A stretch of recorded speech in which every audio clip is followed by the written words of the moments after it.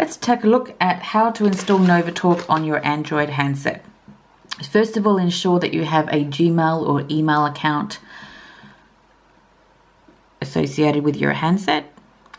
Go to your Play Store, search for NovaTalk, select NovaTalk, and select Install.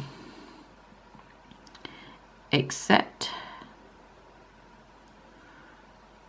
Application is being downloaded and installing now. Select Open once it's installed. Enter your activation code that has been sent to you.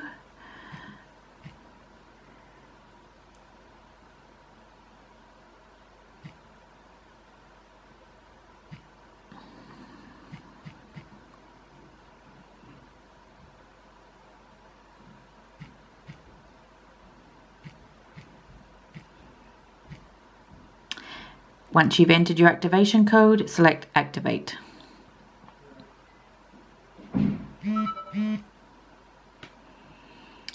Your contact lists will already be pre-populated as been advised by your administration team, and you're good to go.